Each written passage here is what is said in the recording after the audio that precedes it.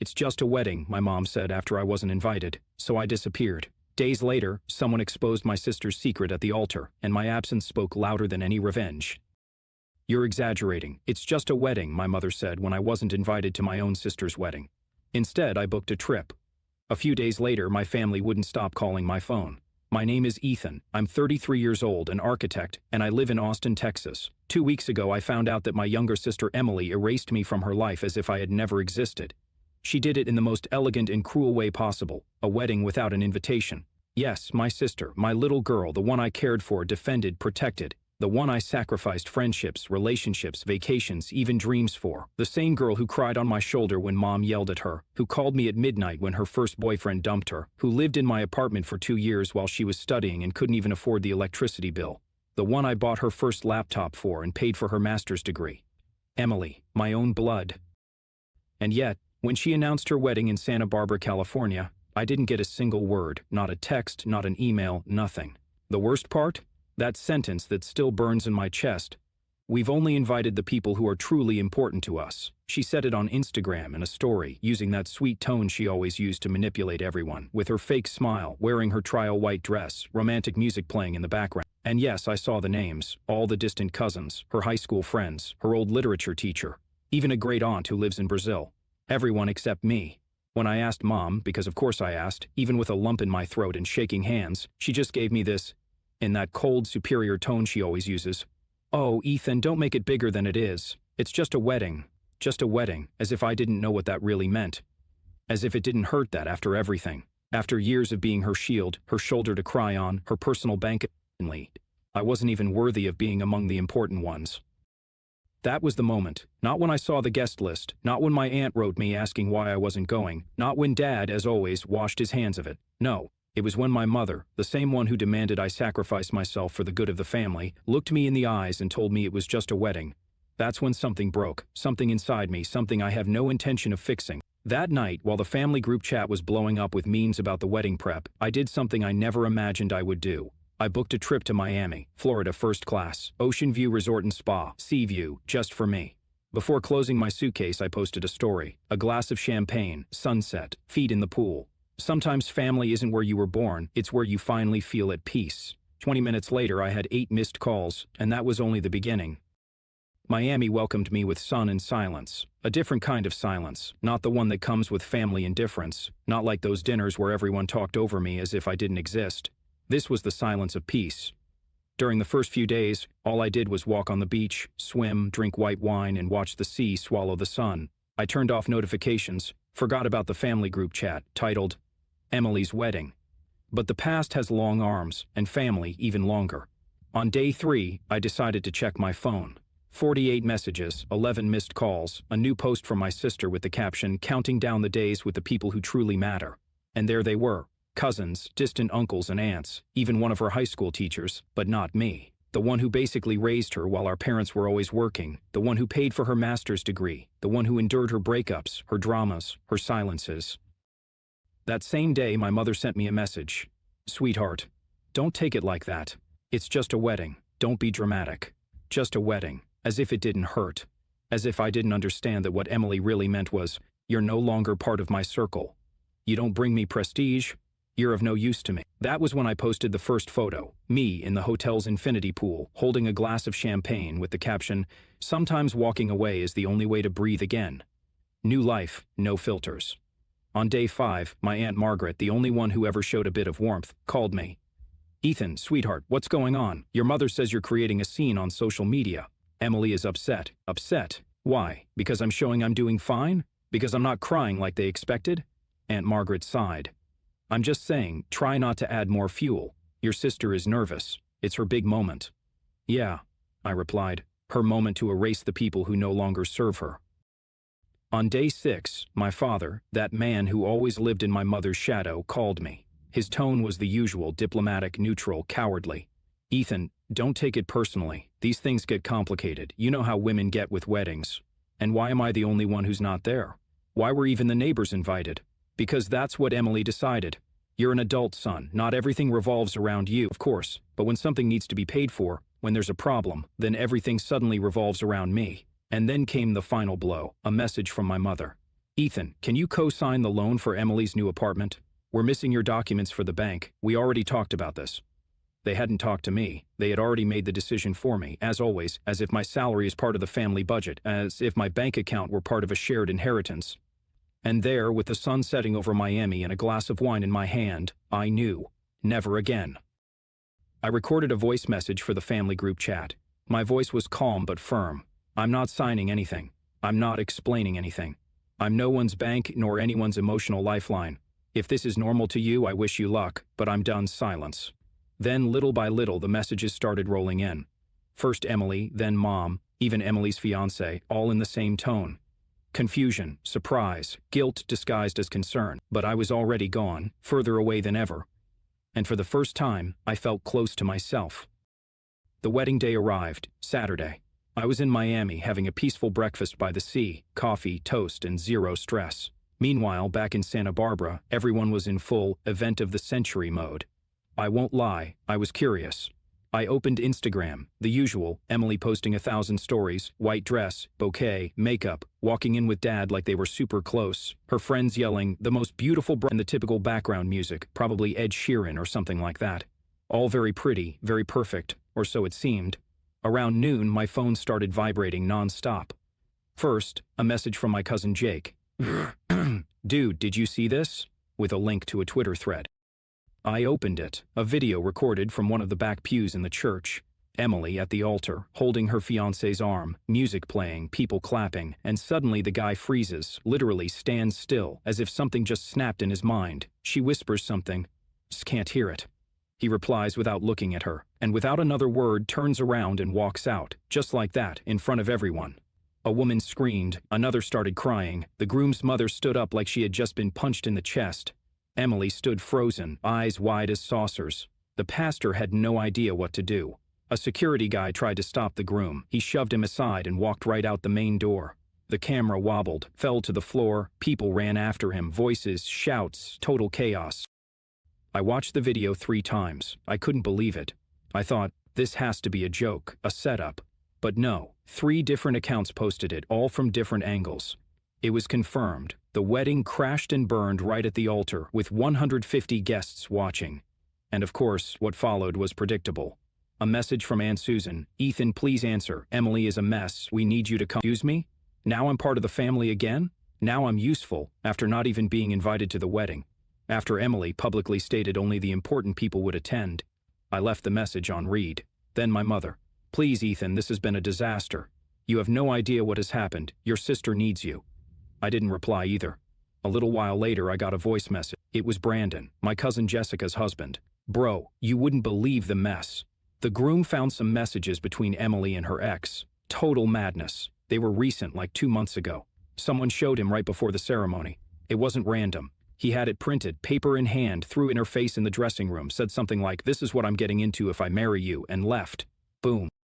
And that's when I remembered that time Emily called me at 2 in the morning, crying because her ex had left her for someone else. I got in the car and went to pick her up, said nothing, just drove. I spent an hour listening to her saying nobody understood her. I made her soup, let her sleep in my bed, I took the couch. And 2 days later she got back. With that same guy, and she never even thanked. So no, I wasn't surprised she kept messaging him, and I wasn't surprised someone found out and threw it in her face. On her wedding day. And honestly, I didn't feel sorry. I felt angry because I know that if things had gone well, they wouldn't have even remembered I existed. I spent the afternoon at the spa, massage session, sauna, total relaxation. I posted a photo, me in a robe, drink in hand, turquoise ocean in the background. Less drama, more massages. Self-care, not available. Total silence. I turned off my phone, no vibrations, nothing. No more Ethan will fix it, no more being the emotional crutch for a family that only sees me when I'm convenient. And while everything was burning down back in Santa Barbara, I slept like a king for the first time in years.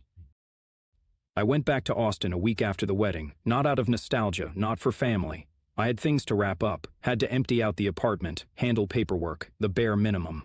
I didn't answer a single message. I didn't open even one of the 80 unread WhatsApp messages waiting for me.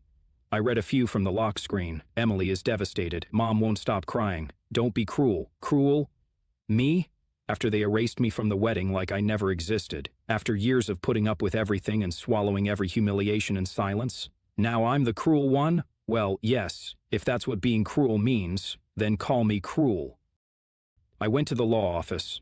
I removed my parents as beneficiaries from my accounts. I updated my will and closed that account my mother used for family things that always magically ended up paying for something for Emily. That same day, I got a message from her. Ethan, the grocery card isn't working. Did something happen with the account? I replied, account closed. Nothing else. I didn't feel like giving explanations. And then came the part that always happens when you start setting boundaries. Someone shows up in person. My mother came without warning, doorbell at 8 in the morning. I was still in my robe, coffee in hand. I opened the door, and there she was, with that face she puts on when she wants you to feel sorry for her. Ethan, are you really going to do this? We're your family? I didn't answer right away. I just stared at her. It was hard not to laugh at the performance. Just a few months ago, she made me feel awful for saying I was exhausted from work. One night, I remember, I showed up at my parents' house for dinner. I was worn out. My head literally hurt from stress. I told them I might need to take some time away, that I felt like no one was listening to me. You know what she did? She looked at me, laughed, and said, "Oh, Ethan, don't start with your drama. Always so dramatic." That sentence destroyed me. I kept it inside, like always.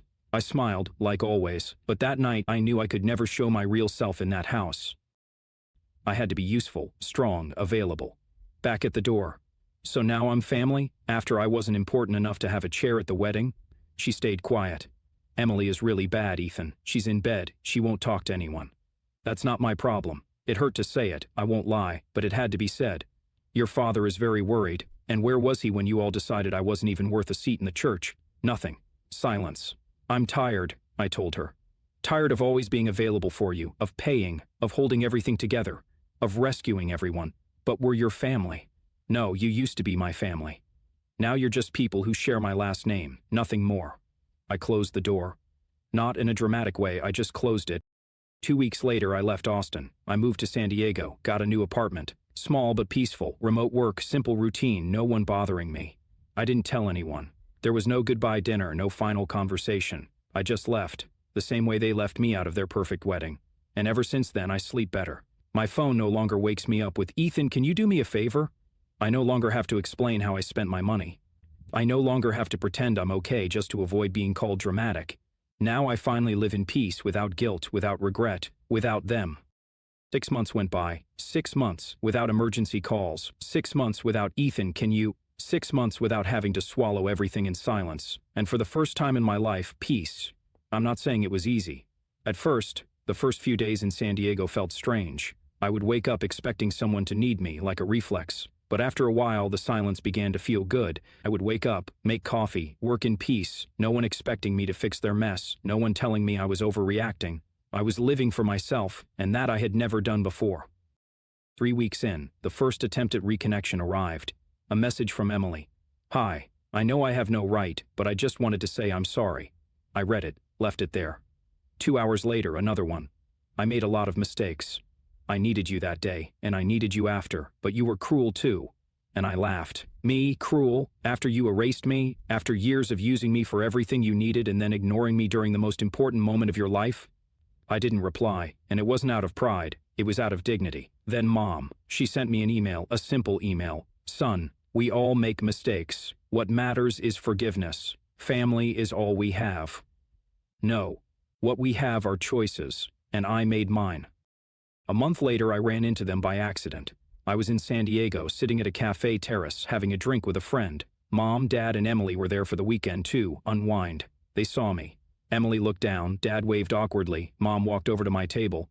"Ethan, are you not going to say hello? I'm busy." "You're not even going to talk to your sister?" "Did she talk to me before cutting me out?" Silence. "What do you want me to say, Mom? That I'm happy to see you? I just want us to be a family again." And I said it straight. I already have a family. The people who respect me, the ones who don't use me. You had your chance. You lost it. She froze. I turned away, went back to my coffee. Now, consequences. Because yes, everything has consequences. Emily? She's still living with a friend in a rented apartment. The mortgage for the new place fell through because I didn't co-sign the loan.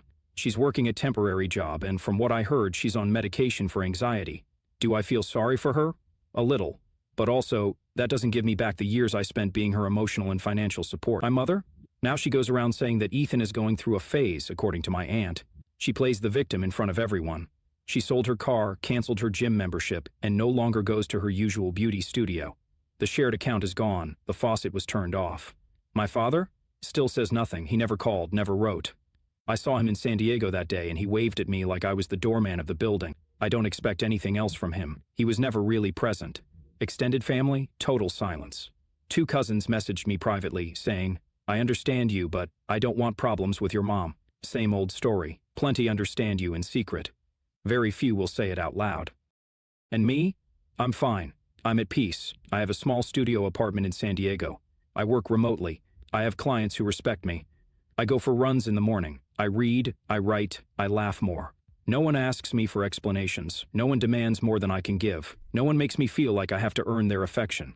Today marks exactly 6 months since the wedding, and I haven't seen them again. And honestly, I don't miss them. Sometimes people ask me if I feel guilty for breaking away from my family, and the truth is, I feel free. I finally feel like myself. They used to call me selfish, but they never realized what someone looks like when they finally start living for themselves. Thank you for reading. And if you're reading this while wondering whether to cut ties with what's breaking you apart, do it. Don't hesitate, because peace has no price, and living for others is not really living. Ethan, final update, responding to your comments. Well, truly, I didn't expect this. I posted my story just to let it out, to release something I had been carrying for years. I thought a few people might relate. I thought others would criticize me harshly, which also happened. But I never imagined so many people would write, saying, the same thing happened to me. It's like you're putting this into words, and I'm the one who has to say thank you. I read every comment. Some made me cry. Yes, believe it or not, I cried too. Others made me angry, I admit it. And many made me remember things I had buried deep, covered with that typical phrase, it's not that big of a deal. But it was. It really was. That's why I'm writing this final update, because I want to respond to a few messages that keep showing up. But they're your family, one day you'll regret it. I've been hearing that since I can remember. As if sharing blood gave someone a free pass to do whatever they want to you. As if the word mother or sister automatically came with the right to hurt you. No, I don't regret it. And you know what?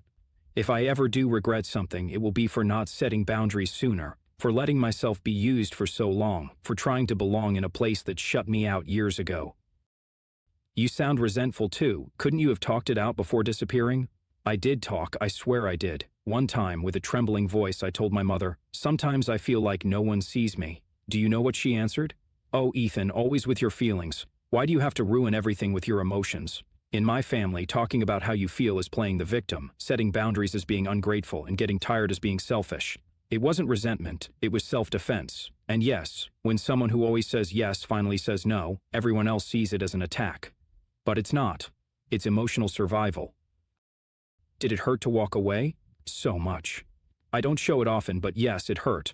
It hurt to remove my sister from my favorites. It hurt to block my mother. It hurt not replying to Aunt Margaret's voice message. But it hurt more to stay, to keep waiting for the day they would finally see me, appreciate me, value me.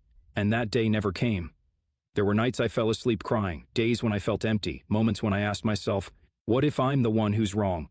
But no, I wasn't. I was just tired of giving, of showing up, of holding everything together and getting nothing in return, not even the bare minimum. Would you ever speak to them again?